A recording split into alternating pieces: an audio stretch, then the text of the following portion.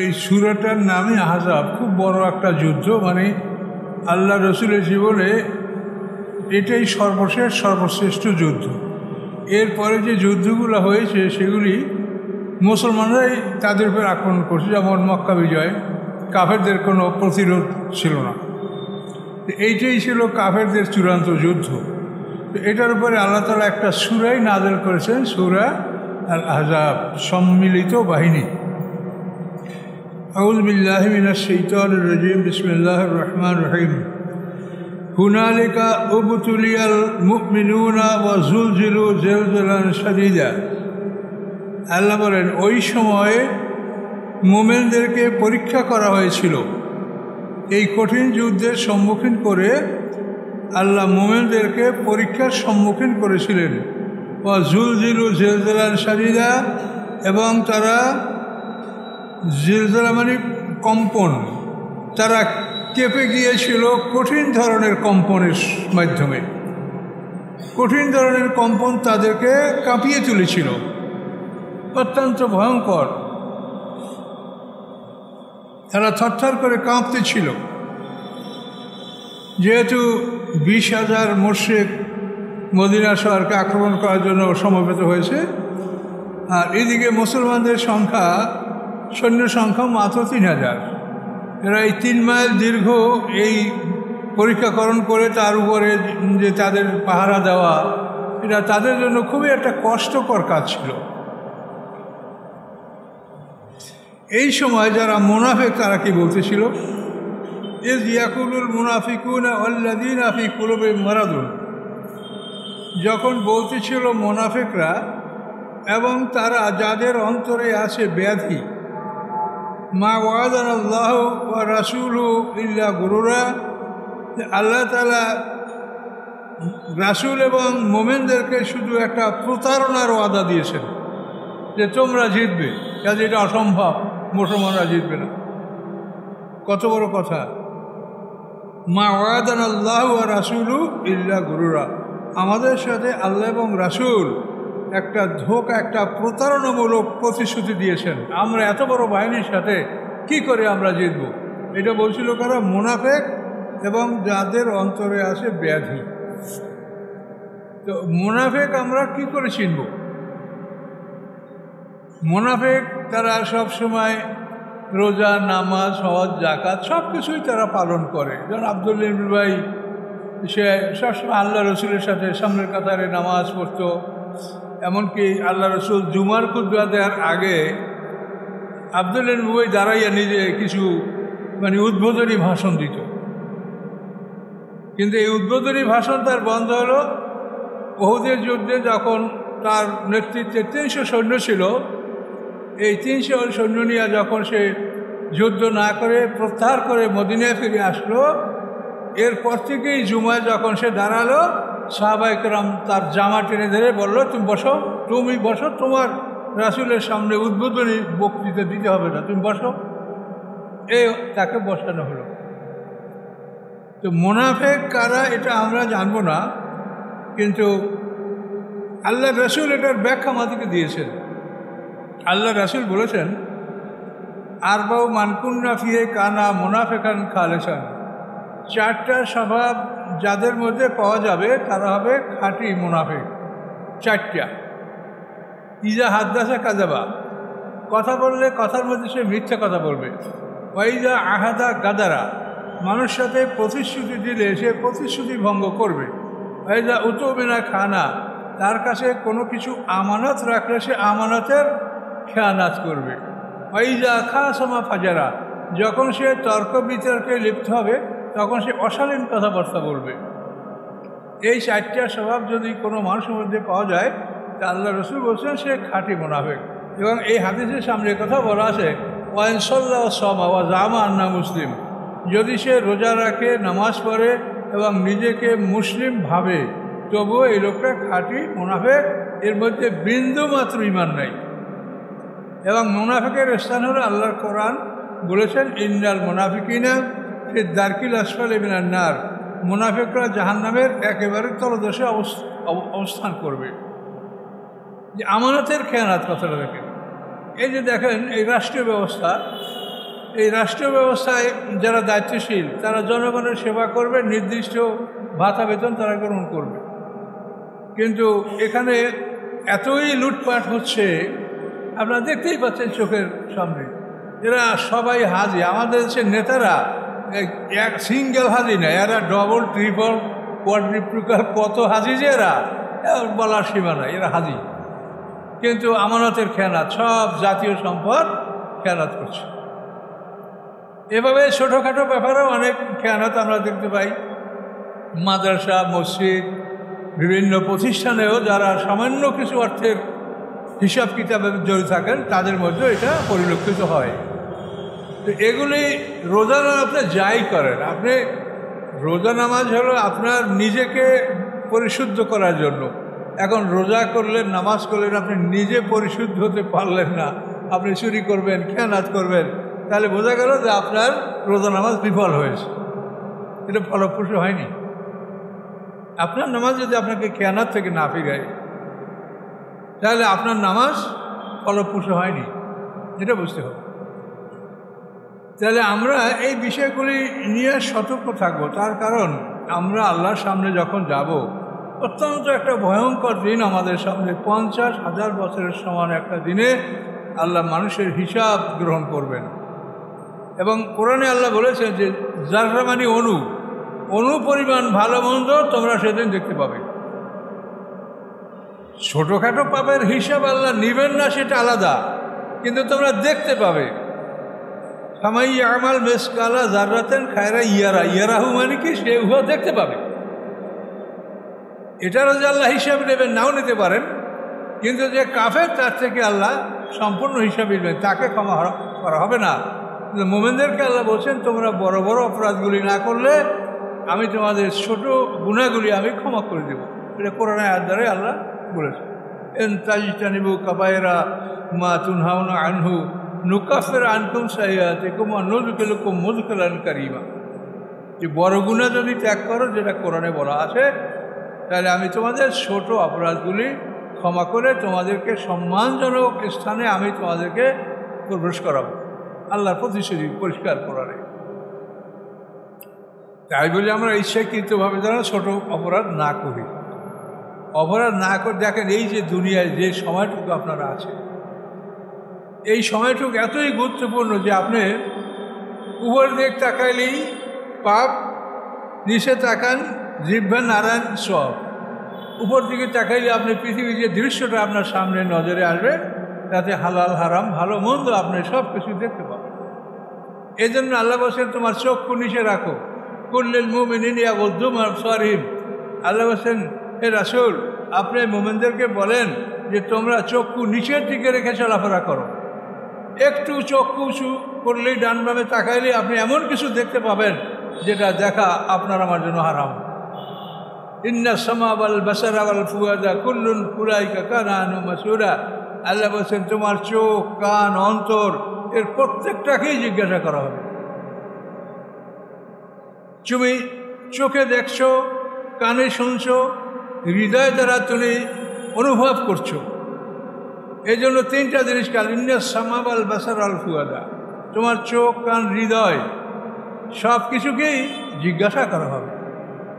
তাহলে আমাদের সতর্ক থাকতে হবে, আমরা চোখ নিচে রেখে চলাফেরা করব, আর সবসময় জিহ্বাটাকে চালু রাখবো।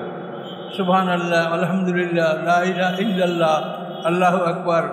আপনি সূরা ফাতিহা পড়তে থাকেন, আপনি সূরা ইখলাস পড়তে থাকেন, আপনার আমলনামায় অসংখ্য নেক আল্লাহ জমা করে দেবেন। কাজে এই জন্য এই সুযোগটা আপনি নষ্ট করেন না। জীবনে যতটুকু সময় আছে এইটুকুতে যথাসাধ্য আপনি আপনার আয়টা করে নেন। বিশাল একটা জীবন সামনে, এই জীবনের জন্য আপনি কি করেছেন তা আল্লাহ বলেছেন, অলতানজুর নাফসুম মা কদ্দামাত লিগাদ। মানুষ যেন দেখে যে আগামী দিনের জন্য সে কি অগ্রে প্রেরণ করেছে, এটা দেখতে বলছে আপনাকে। 1000 বছরের সমান একদিন, তা আমাদের তো একদিনের খরচও হবে না। পরকালে জান্নাতে যে নেয়ামত আল্লাহ দেবেন তার একদিনের খরচ হবে আমাদের নেকামলে বলেন। আল্লাহ বলছেন আমি তোমাদেরকে নেয়ামতটা বাড়িয়ে দেব। কিন্তু তোমরা আমার হুকুম মানো, আমি তোমাদেরকে নিয়ামত বাড়িয়ে দেব। কাজী আমরা যেন সেইভাবে জীবনের বাকি যা চলে গেছে বাকি অংশটা যেন সেভাবে আমরা চলতে পারি। তাহলে এই মুনাফিকরা তখন মুমিনদেরকে আরও নিরুৎসাহিত করলো, ডিসকারেজ করলো যে আল্লাহ এবং রাসূল প্রবঞ্চনা ছাড়া কিছুই করেননি তোমাদের সাথে, তোমরা জিততে পারবে না। ইসকালাত তায়ফাতুম মিনহুম ইয়া আহলা ইয়াসরিবা লা মুকামা লাকুম ফারজিউ।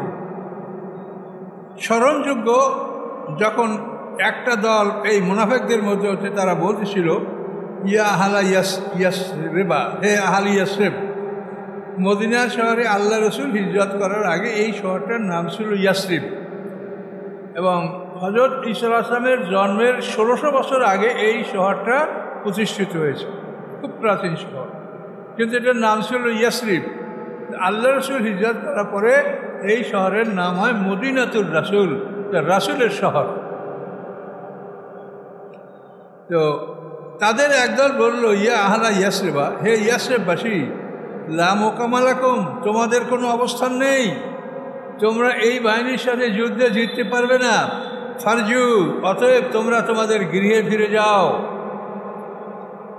আর ওই ইস্তাযিনু ফারিকুম মিনহুম, এবং তাদের একদল রাসূলের কাছে অনুমতি চাচ্ছিল, কি বলে? ইয়াকুলুনা, তারা বলতেছিল ইন্না বুয়ুতুনা আওরাতুন, নিশ্চয়ই আমাদের ঘরগুলি আওরাত। আওরাত মানে নারী না, আমাদের ঘরগুলি অরক্ষিত। আওরাত শব্দের অর্থটাই হলো অরক্ষিত। তো ওরা বলছে আমাদের বাড়িঘরগুলি আওরাত, মানে আমাদের বাড়িঘরগুলি অরক্ষিত, কাজে আমরা না গেলে আমাদের ক্ষয়ক্ষতি হবে। তো এখান থেকে কোরআনের ভাষা থেকে আপনি বোঝেন যে আওরাত শব্দের অর্থ হলো অরক্ষিত। কাজে অরক্ষিত যে জিনিস আল্লাহ বলেছেন সেটাকে আপনি রক্ষা করবেন না, না পুরুষের মতো তাদেরকে সুরক্ষিত মনে করবেন? বলেন, যদি তাদেরকে আপনি পুরুষের মতো সুরক্ষিত মনে করেন তাহলে তো আপনি আপনার আল্লাহর কথার বিপরীত কাজ করলেন। কোরআন থেকে পরিষ্কার কথাটা বলেন।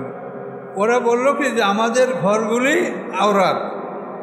আল্লাহ বললেন কি অমাহিয়াবে আওরাত, তাদের ঘরগুলি আওরাত না, অর্থাৎ অরক্ষিত নয়। তাদের ঘরগুলি ঠিকই আছে, তারা তালাবদ্ধ করে আসে বা দায়িত্ব দিয়ে আসে।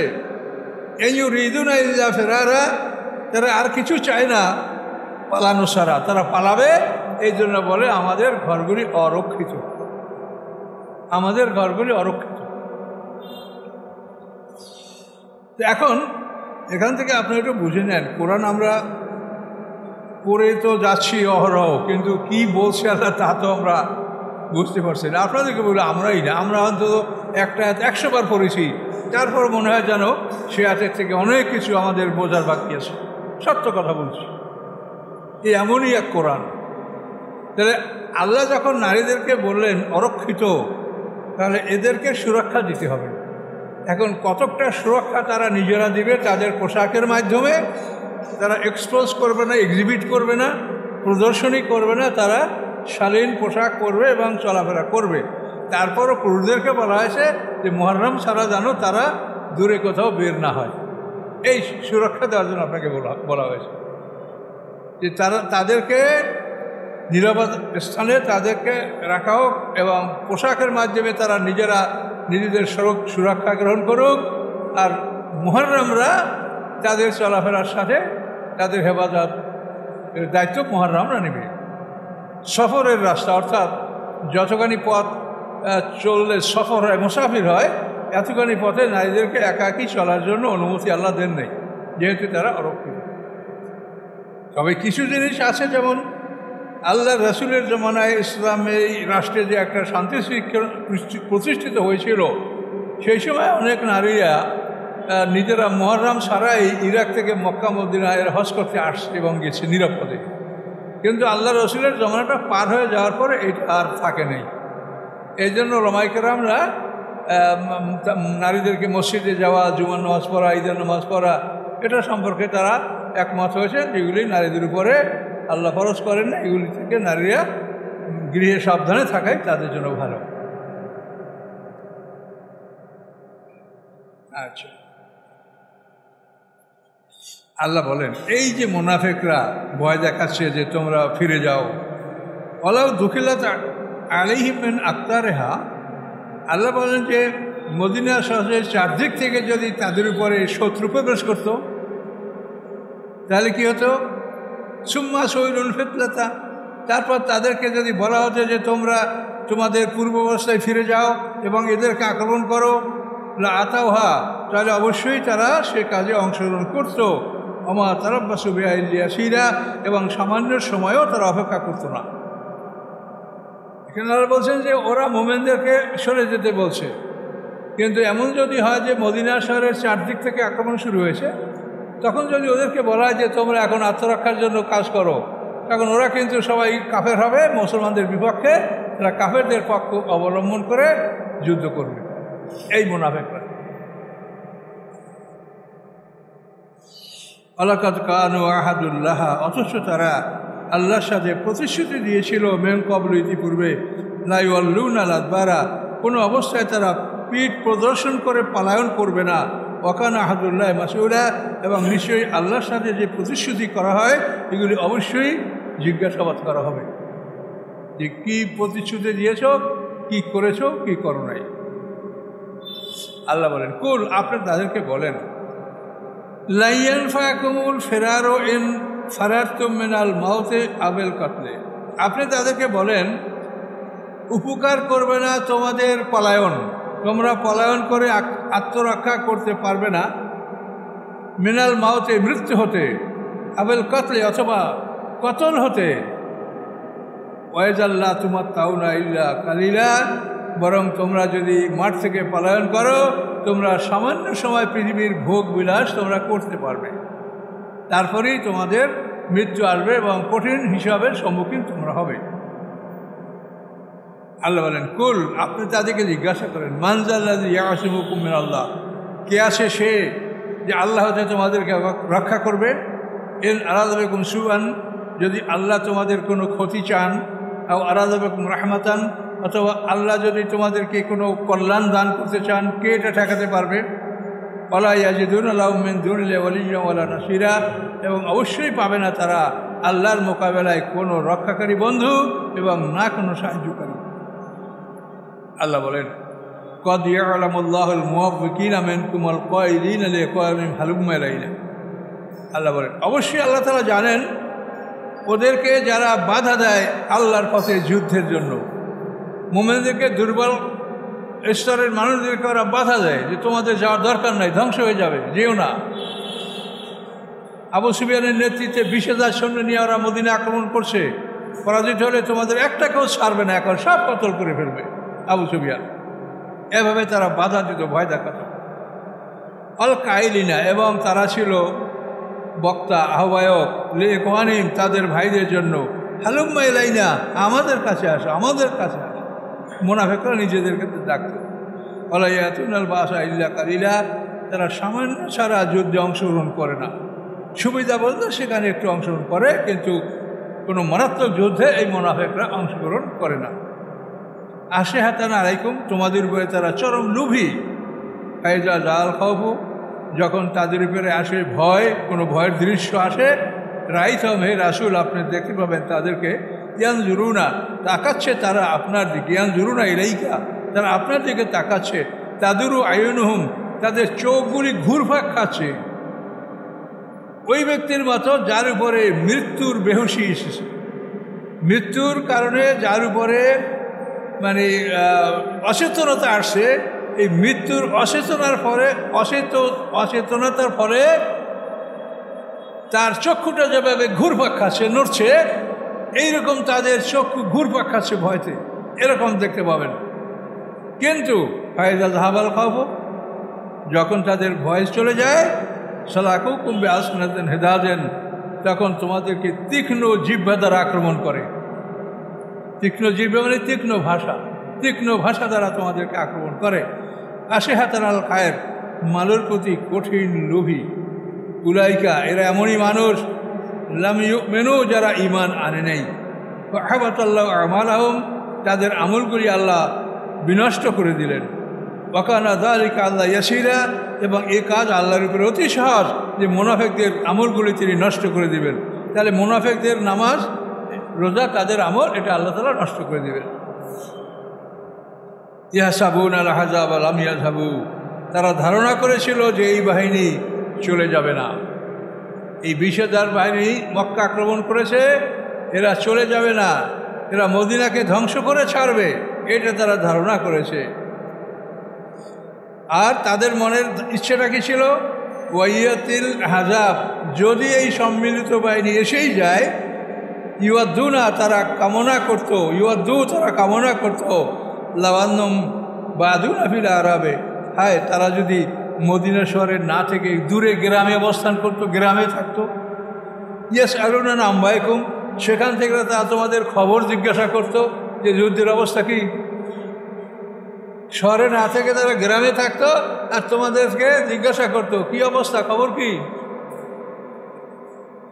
আলাউ কানু ফীকুম মা ক্বাতালু ইল্লা কালিলা, যদি তারা তোমাদের মধ্যে অবস্থান করত তবুও তারা সামান্য ছাড়া বেশি যুদ্ধ তারা করত না। এই মুনাফিকদের স্বভাব আল্লাহ এখানে বর্ণনা করলেন। আমরা 20 নম্বর আয়াত পর্যন্ত চলে আসি। এখন আহজাব যুদ্ধের বাকি অংশটা আমরা আজকে দেখে আলোচনা করা যায় কিনা ইনশাআল্লাহ। যে ওরা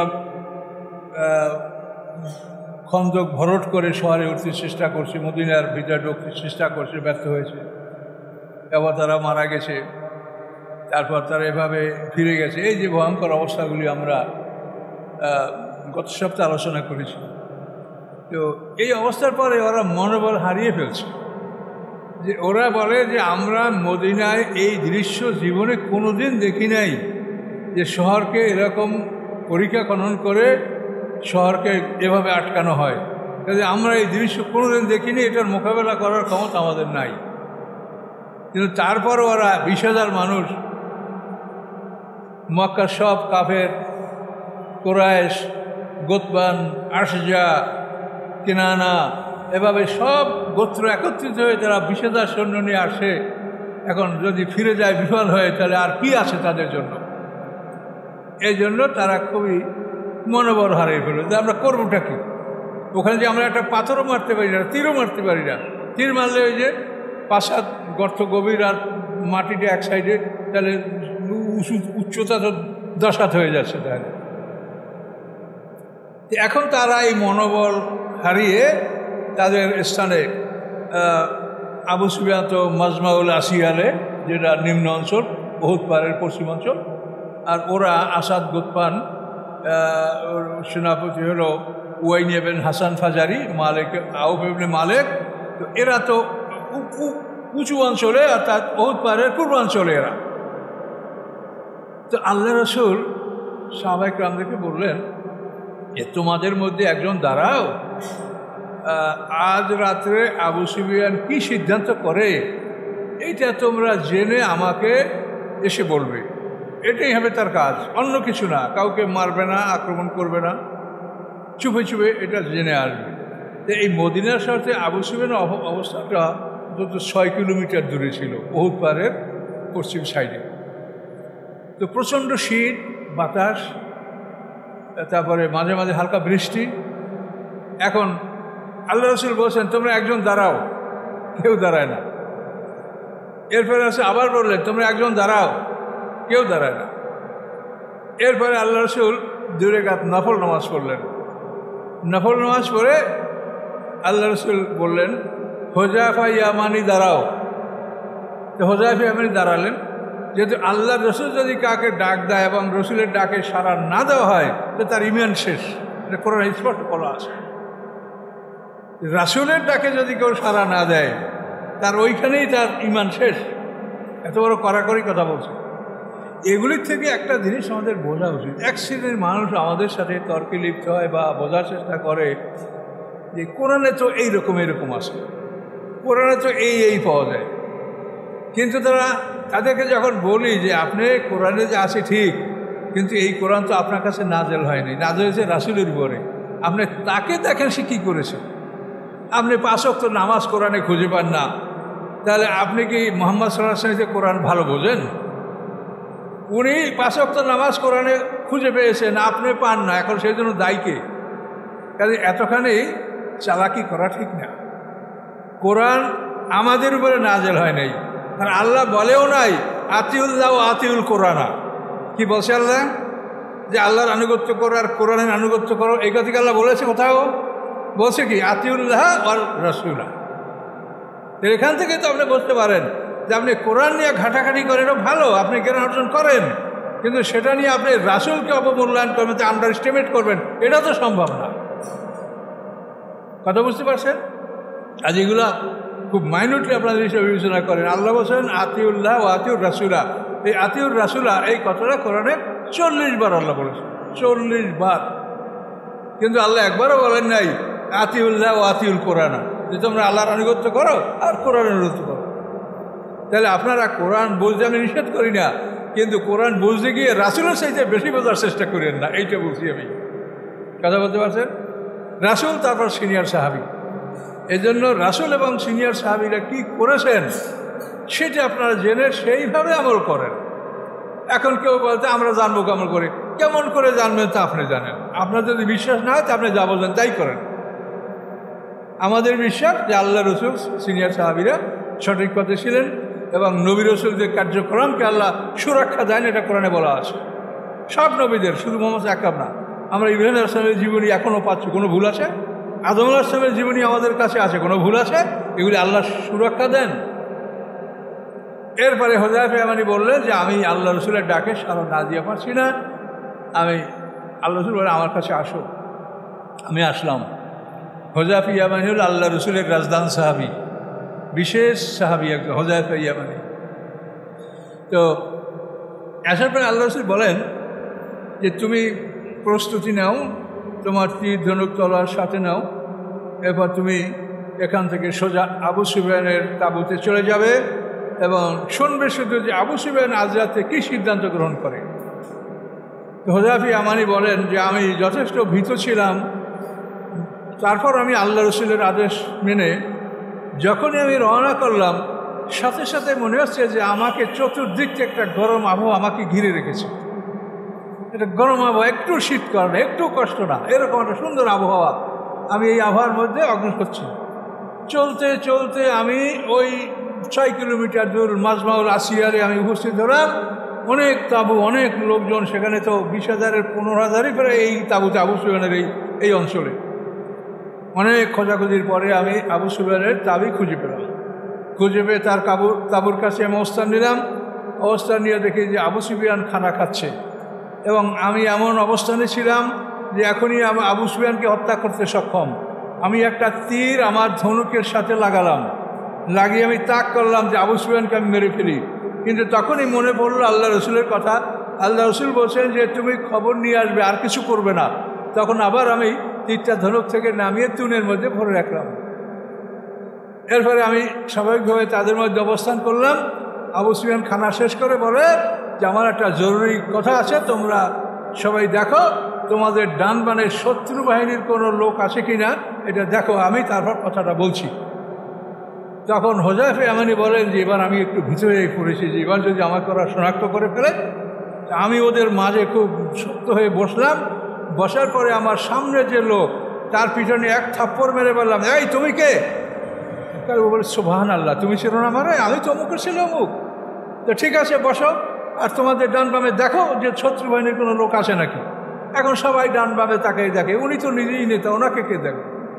ওনার দিকে আর কেউ তাকায় না। এই হুযায়ফা ইয়ামানী আল্লাহ রসুলের অত্যন্ত বিশ্বস্ত সাহাবী ছিলেন। মুনাফিকদের তালিকা উনি জানতেন, এটা ওমর ফারুকও জানতেন না। ওমর ফারুক হুযায়ফা ইয়ামানীকে বলে, হুযায়ফা তোমার কাছে মুনাফিকদের তালিকা আছে, তুমি একটু আমাকে বলো যে ওই তালিকায় কি আমার নামও আছে নাকি? ওমর ফারুক হুযায়ফা ইয়ামানীকে বলছে। মদিনায় কোনো লোক মারা গেলে, সন্দেহভাজন লোক মারা গেলে ওমর ফারুক অপেক্ষা করতে যে হুযায়ফা ইয়ামানী তার জানা যায় হাজির হয় কিনা। হুযায়ফা ইয়ামানী হাজির হলে ওমর ফারুক হাজির হতেন সন্দেহভাজন ব্যক্তিদের ব্যাপারে। এতখানি সম্মানের অধিকারী ছিলেন হুযায়ফা ইয়ামানী। উনি এভাবে বলার পরে এখন আবু সুফিয়ান বলল যে আমি 1 মাস পর্যন্ত এত চেষ্টা করেছি, এখন আমাদের রেশন ফুরিয়ে গেছে, গবাদি পশু, ঘোড়া ও উটের খাবার ফুরিয়ে গেছে, প্রচণ্ড ঝড় বৃষ্টি, লোকরি ভিজে গেছে, চুলা ধরানো যাচ্ছে না, কি করে আমরা এখানে থাকবো বলো? আমাকে মরে যাব? আমরা কি করব বলো? তাহলে আমরা এখন চলে যাব, আগামীকাল সকালে আমরা চলে যাব, আগামী বছরও আমরা যুদ্ধ করবো। নেতাদের কথা এরকম, আগামী বছর আমরা যুদ্ধ করবো। ঠিক আছে, সবাই খুব খুশি যে হ্যাঁ জানাব, এটা আপনার কথায় আমরা একমত, আমরা এখন আর এখানে যুদ্ধ করতে পারবো না। এই সিদ্ধান্ত নিয়ে আবু সুফিয়ান তাদেরকে বিদায় করলেন, ব্রেকআপ করলেন, যাও। তো এভাবে সবাই চলে আসলো। হুযায়ফা ইয়ামানী বলেন আমিও বের হলাম। আমি ধীরে ধীরে যখন আবার রওনা করলাম, তখন আমার দেহের চারদিকে মনে হচ্ছে যে একটা এয়ার কন্ডিশন, একটা গরম আবহাওয়া আমাকে ঘিরে রেখেছে।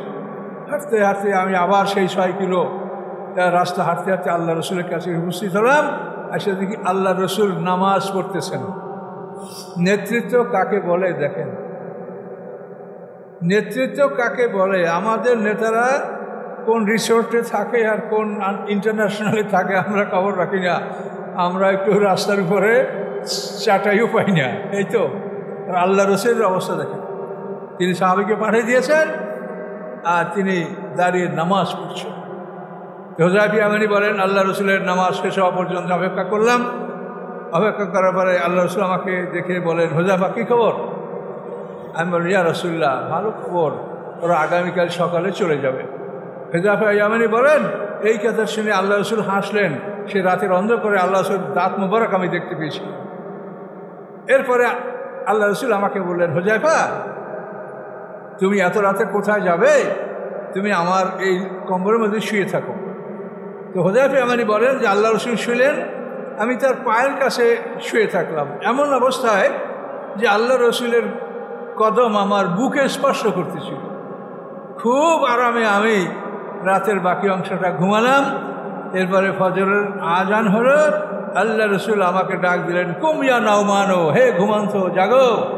এভাবে আল্লাহ রসুল আমাকে ডাক দিলেন, আমি জেগে উঠলাম। আমার জীবনের এই দিনটি সবচেয়ে সুন্দর দিন যে আমি আল্লাহ রসুলের কম্বলের মধ্যে আমি ঘুমিয়েছিলাম।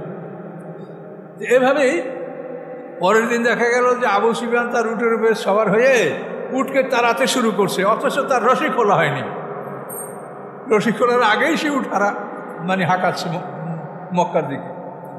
এই ব্যস্ততা নিয়ে তারা যখন সব মক্কার দিকে ছুটল, তো ওই পূর্ব সাইডে যারা ছিল ওরা দেখলো যে আবু সুফিয়ান চলে যাচ্ছে, তা আমরা কেন থাকবো, ওরাও চলে গেল। এইভাবে এই বিশাল সৈন্য নিষ্ফল অকৃতকার্য হয়ে তারা আবার সেই মক্কার দিকে ফিরে গেল। এবং এটাই ছিল কাফেরদের সর্বশেষ আক্রমণ। এই আক্রমণের পরে কাফেররা আর কোনোদিন মুসলমানদের বিরুদ্ধে যুদ্ধ করতে, অ্যাগ্রেসিভ অ্যাটাক যে তারা করবে, এটা আর তারা করতে সাহস পায়নি। এরপরেই আল্লাহ রসুল যে অন্যান্য টুকটাক যুদ্ধগুলো করেছেন সেটা সামনে পর্ব, সেগুলো ইনশাআল্লাহ আসবে। কিন্তু এরকম কাফেরদের বড় কোনো আক্রমণ হয়নি। এরপরে আল্লাহ রসুল খায়বারের যুদ্ধ করেছেন, অন্যান্য ছোটোখাটো যুদ্ধ করেছেন। এরপর 8ম হিজরিতে তো এগুলো 6ষ্ঠ হিজরিতে, 7ম হিজরিতে হুদায়বিয়া, তারপরে হুদায়বিয়ার পরে খায়বার, এরপরেই 8ম হিজরিতে মক্কা বিজয়। কাফেরদের সব শক্তি একেবারে সর্বশেষ, আর তাদের কোনো আশা থাকলো না। এবং আল্লাহ বলে দিয়েছেন আলিয়াউমা ইয়াইসাল্লাযীনা কাফারু আন দীনিকুম, আজকের দিনে কাফেররা তোমাদের দিন থেকে সম্পূর্ণভাবে নিরাশ হয়ে গেল, যে আর কোনো দিন তোমাদেরকে তোমাদের দিন থেকে ফিরানোর চেষ্টা তারা আর করবে না। তো সম্মানিত সুধী, এভাবেই জঙ্গে আযাবের সমাপ্তি। কিন্তু এর মধ্যে আনুষঙ্গিক কিছু কথাবার্তা আছে, সেগুলোও জরুরি। এই যুদ্ধে বিশিষ্ট একজন আনসার আওস গোত্রের নেতা সাদ ইবনে মালিক রাদিয়াল্লাহু তাআলা আনহু শাহাদাত বরণ করেছেন। সাদ ইবনে মালিক, সাদ ইবনে মুআযও বলা হয় আর সাদ ইবনে মালিক বলা হয়। তো এই সাদ ইবনে মুআয রাদিয়াল্লাহু তাআলা আনহু, তার সম্পর্কে কথিত আছে যে তার ইন্তেকালে আল্লাহর আরশ কেঁপে উঠেছিল। এতই গুরুত্বপূর্ণ একজন সম্মানিত সাহাবী ছিলেন।